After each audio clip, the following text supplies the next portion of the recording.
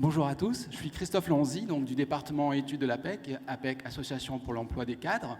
Donc je travaille moi particulièrement sur des problématiques de mobilité professionnelle, de rémunération des cadres. Et aujourd'hui, donc, je vais vous parler plus spécifiquement, bien évidemment, du marché de l'emploi cadre dans les économies ultramarines. Donc avant d'entrer plus dans le sujet, je vais vous brosser quelques constats très génériques sur la singularité économique des départements d'outre-mer.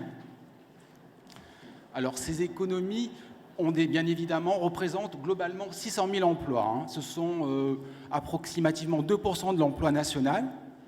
Pour autant, elles ont des tailles totalement différentes, tant en termes d'emploi qu'en termes de richesse produite. Alors on voit que la Guadeloupe et la Martinique ont des tailles économiques relativement proches.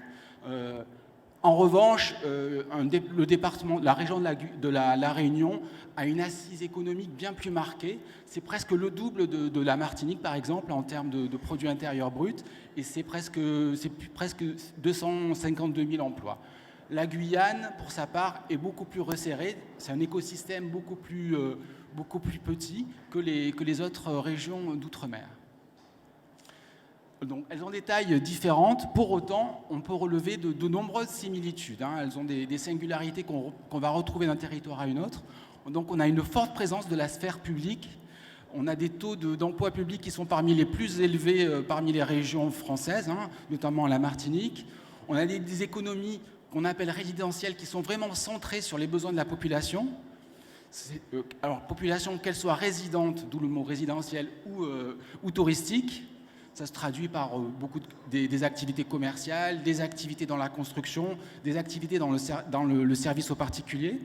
Et puis, ce sont des économies de services, compte tenu de ce qu'on vient de dire sur la sphère publique et sur les économies résidentielles. Revers de la médaille, on a des économies qui sont très peu diversifiées d'un point de vue industriel, avec un outil de production qui est spécialisé sur quelques activités comme l'agroalimentaire en Martinique et en Guadeloupe et à La Réunion notamment, et puis les activités aurifères en Guyane. À côté de ça, on a également un tertiaire supérieur où on va retrouver des activités à forte valeur ajoutée comme les activités scientifiques, l'informatique, le conseil et l'ingénierie qui sont vraiment très peu présents. Et ces tissus économiques sont également très atomisés. On va y retrouver énormément de micro et entreprises, de TPE, et finalement peu de grandes entreprises de siège social, ce qui va avoir une incidence sur la population cadre. Parce que toute cette singularité, ces éléments que je viens de vous présenter, vont entrer en résonance et expliquent en quelque part qu'on a une faible proportion de cadres dans ces territoires par rapport à ce qu'on peut trouver dans l'Hexagone et puis plus globalement au niveau national. Là, je vous ai mis un schéma qui représente la part de l'emploi cadre et des professions intellectuelles supérieures dans la population active. On voit que pour l'ensemble de la France, ça représente 15,6%, alors que pour les économies ultramarines, on atteint à peine les 8%. On tourne autour des 8-9%. Donc vous voyez que cette part de cadre est très, très minorée dans ces territoires. Et encore, là, on a l'emploi cadre public qui est compris. Si on se concentrait uniquement sur l'emploi cadre des entreprises privées, on aurait une part qui serait bien moindre. Donc voilà, une population cadre qui est sous-représentée dans les territoires. Alors il n'y a pas que des raisons économiques qui expliquent cette sous-représentation. On a également des raisons liées à l'aménagement du territoire, à la structuration du territoire, avec l'absence de grandes métropoles. Il faut savoir que l'emploi cadre se polarise sur les grandes métropoles.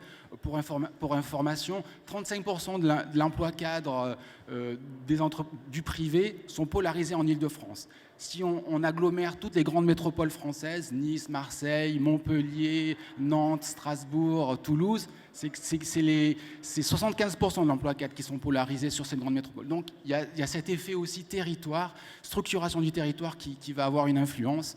En fait, tous ces éléments-là entrent en résonance et expliquent cette sous-représentation. Donc, ces constats posés, je vous propose donc de regarder un petit peu quels sont les besoins en emploi, en compétences cadres dans les départements d'outre-mer.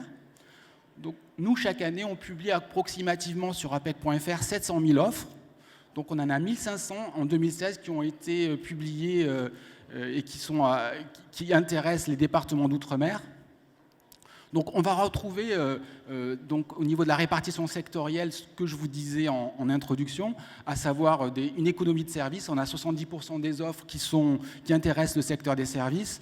On a une part des offres dédiées aux services aux entreprises qu'on ne retrouve pas et qui explique ce delta par rapport à l'échelle nationale. On retrouve notre économie résidentielle avec plus d'offres dans la construction et dans le commerce par rapport à l'échelle nationale. En revanche, et c'est là où le bas blesse aussi, on a très peu d'offres dans le secteur industriel, notamment en raison d'un outil productif peu diversifié sur ce secteur-là. Je vous propose donc ces mêmes offres réparties selon des grands domaines professionnels. Donc on voit que les offres en commercial marketing sont assez conséquentes. On en a 34%. Pour autant, on voit que les fonctions à forte valeur ajoutée comme l'informatique, les services techniques, l'étude, recherche et développement sont peu présentes en Outre-mer. Et ce sont nos grandes fonctions cadres qui pourvoient beaucoup d'offres au niveau hexagonal et qui sont un peu en deçà dans ces départements. Ce qui est expliqué aussi par l'absence de la structuration de l'économie qu'on a évoquée en préambule. Donc là, je referme donc la parenthèse pour les offres qui sont publiées par l'APEC. En termes de recrutement, donc je vous propose des données qui sont issues de l'enquête besoin de main-d'œuvre de Pôle emploi, qui est réalisée chaque année. Où donc là, ce sont des projets de recrutement qui sont recensés. Donc sur l'ensemble de ces 4 régions, on a 3200 projets de recrutement qui sont recensés en 2017. C'est en progrès par rapport à 2016, par rapport à ce qui avait été enregistré en 2016, près de 4% de projets de recrutement en plus. C'est quand même une dynamique qui est en deçà de ce qu'on peut observer à l'échelle nationale, puisqu'on est sur un train haussier de 11%. En revanche, on va avoir des dynamiques fort différentes entre les territoires. Par exemple, la Martinique a une très bonne dynamique. Il y a plus de 17% de projets de recrutement en 2017, alors que la Guyane est en fort retrait.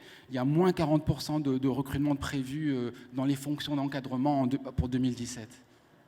Donc, bien évidemment, on retrouve le dimensionnement économique des différentes de ces territoires avec presque la moitié de ces projets de recrutement qui sont polarisés sur la Réunion. Ça, c'est tout à fait logique. Alors, ces projets de recrutement, compte tenu de la spécificité économique de ces territoires, sont polarisés dans les activités de service, presque 9 recrutements sur 10. Et on voit que l'industrie est très peu représentée. La construction et le commerce, c'est à peu près ce qu'on retrouve au niveau national.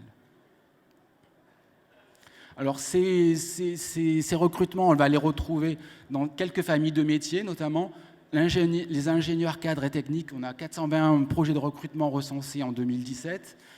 Cadre administratif, comptable, financier, RH et juridique, 400 projets de recrutement.